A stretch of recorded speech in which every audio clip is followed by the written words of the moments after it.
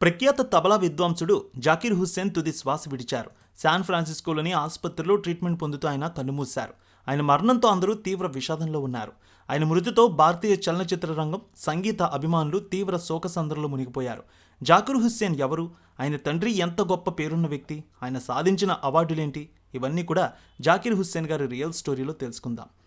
Tabla master అల్లారకా బావి బేగం దంపతులకు జాకీర్ హుస్సేన్ మార్చి 9, 1951న ముంబైలో జన్మించారు.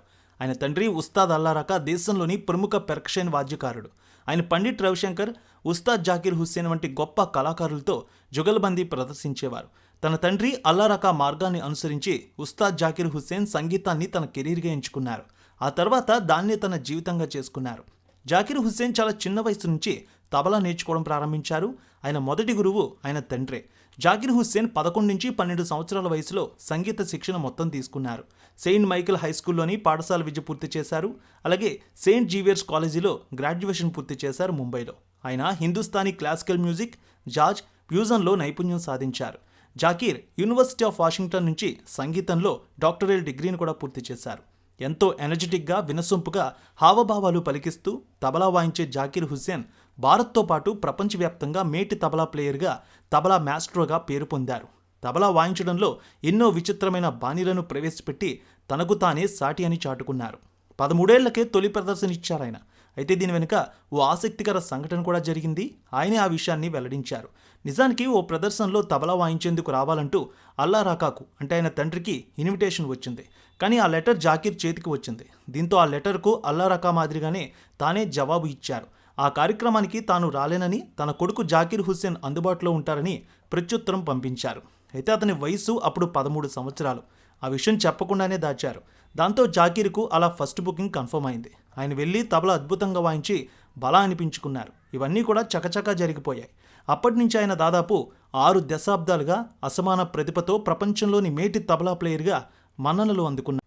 జాకీర్ హుస్సేన్ అందుకున్న పురస్కారాలు చూస్తే 1990లో సంగీత్ నాటక్ అకాడమీ అవార్డు, 1988లో పద్మశ్రీ, 2002లో పద్మభూషణ్, 2023లో పద్మవిభూషణ్ అందుకున్నారు. ఆల్ స్టార్ గ్లోబల్ కాన్సర్ట్లో పాల్గొనేందుకు 2016లోని అమెరికా మాజీ అధ్యక్షుడు బరాక్ ఒబామా వైట్ హౌస్కి ఆహ్వానించిన తొలి భారతీయ సంగీతకారుడు కూడా జాకీర్ హుస్సేనే. తొలిసారిగా వైట్ హౌస్కి వెళ్లేందుకు ఆహ్వానం అందుకున్న తొలి భారతీయ సంగీతకారుడిగా జాకీర్ హుస్సేన్ గుర్తింపు పొందారు. ఇక గ్రామీ విజయాలు చూస్తే మొత్తం 5 గ్రామీ అవార్డులు గెలుచుకున్నారు జాకీర్. ఈ ఏడాది ఆరంభంలో 66వ గ్రామీ అవార్డుల్లో 3 పురస్కారాలు కైవసం చేసుకున్నారాయన.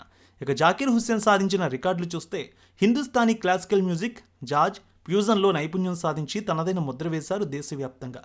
సంగీతంలో రాణిస్తూనే చదువుపైన శ్రద్ధ పెట్టారు. ఆర్థిక శాస్త్రంలో బ్యాచిలర్ డిగ్రీ కూడా పూర్తి చేశారు.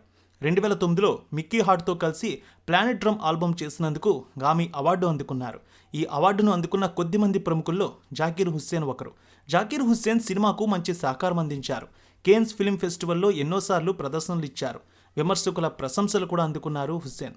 2024లో జరిగిన 66వ గ్రామీ అవార్డుల్లో ఒకే రాత్రి 3 ట్రోఫీలు గెలిచిన తొలి భారతీయుడిగా జాకీర్ చరిత్ర క్రియేట్ చేశారు. మొత్తంగా ఆయన కెరీర్లో 5 గ్రామీ అవార్డులు గెలుచుకున్నారు. ఎన్ని అవార్డులు వచ్చినా ఎప్పుడూ నేర్చుకోగలడం ఎంతో ముఖ్యమని చెప్తారాయన. మనల్ని మనం బెస్ట్ అని అనుకోకూడదు. మా నాన్న ఇదే చెబుతూ ఉండేవారు. బెస్ట్ పెర్ఫార్మెన్స్ ఇచ్చినప్పటికీ దాని గురించి ఎక్కువ ఆలోచించకూడదు. మంచి విద్యార్థిగా మనం ఎప్పుడూ ఉండాలి. అప్పుడే విజయం సాధించగలం. నేను గొప్ప సంగీత విద్వాంసులతో మాట్లాడినప్పుడు వారు కూడా ఇదే విషయాన్ని చెప్పారు. కొత్తదనాన్ని వెతుకుతూనే ఉన్నామని వారు నాతో చెప్పారు. వారి మాటలు నాలో స్ఫూర్తిని నింపాయి. నా రంగంలో నేను అత్యుత్తమంగా ఉన్నాను. అయినా ఎప్పుడూ దీని గురించి ఆలోచించలేదు.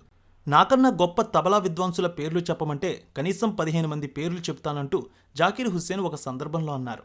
ఎన్ని విజయాలు, ఎన్ని అవార్డులు వచ్చినా ఆయన సాధారణంగానే ఉండేవారు. వహద్ తాజ్ అంటూ అప్పట్లో ఆయన నటించిన తాజ్మహల్ టీ యాడ్ ఎంతోమందిని అలరించింది. 12 ఏళ్లు వచ్చేసరికి దేశమంతటా ప్రదర్శనలిచ్చే స్థాయికి చేరుకున్నారు. తన ఇన్నేళ్ల కెరీర్లో భారతీయ శాస్త్రీయ సంగీతానికి ఎనలేని సేవ చేశారు. జాకీర్ హుస్సేన్ తన అసాధారణ తబలా నైపుణ్యంతో పలు భారతీయ అంతర్జాతీయ సినిమాలకు పనిచేశారు. సుమారు 40 ఏళ్ల కిందట జాకీర్ హుస్సేన్ కుటుంబంతో సహా శాన్ ఫ్రాన్సిస్కోలో స్థిరపడ్డారు. అక్కడి నుంచే సంగీత ప్రపంచానికి సేవలు అందిస్తూ వచ్చారాయన. 1999లో అమెరికా ఆయనకు నేషనల్ హెరిటేజ్ ఫెలోషిప్ ప్రదానం చేసినప్పుడు భారత శాస్త్రీయ సంగీతానికి ప్రపంచ రాయబారిగా గుర్తింపు పొందారు. 1973లో ఇంగ్లీష్ గిటారిస్ట్ జాస్ మెక్లాగ్లిన్ అలాగే వయోలిన్ వాద్యకారుడు ఎల్ శంకర్, పెర్క్షన్ వాద్యకారుడు టిహెచ్ విక్కు వినాయకరామ్తో కలిసి చేసిన సంగీత ప్రాజెక్ట్ ఆనాడు సంగీత ప్రియులను కొత్త లోకంలోకి తీసుకువెళ్ళింది. జాకీర్ హుస్సేన్ తొలి album living in the material world 1973లో విడుదలైంది. అలాగే జాకీర్ హుస్సేన్ ప్రత్యేక ప్రతిభకు పేరుగాంచిన వ్యక్తి. తావా, తాలి వంటి వంటగది పాత్రలను ఉపయోగించి లైల సంగీతాన్ని క్రియేట్ చేయగలరు. జాకీర్ హుస్సేన్ జార్జ్ హారిసన్ 1973లో album living in the material వరల్డ్ని ఆయన రిలీజ్ చేశారు. జాకీర్ హుస్సేన్ అనేక చిత్రాలకు సౌండ్ ట్రాక్లు కూడా అందించారు. ఇక ఆయన ఆస్తి చూస్తే సుమారు 15 నుంచి 20 కోట్ల వరకు ఉండవచ్చు అంటారు. అట్లాంటాలో జరిగిన సమ్మర్ ఒలింపిక్స్ ప్రారంభ వేడుకలకు సంగీతం అందించిన బృందంలో ఆయన కూడా సభ్యుడు. శశి కపూర్తో కలిసి హాలీవుడ్ సినిమాలో కూడా నటించారు జాకీర్ హుస్సేన్. అలాగే బాలీవుడ్లో పలు సినిమాల్లో కనిపించారు. 1983 బ్రిటిష్ చిత్రం హీట్ అండ్ డస్ట్లో యాక్ట్ చేశారు ఆయన.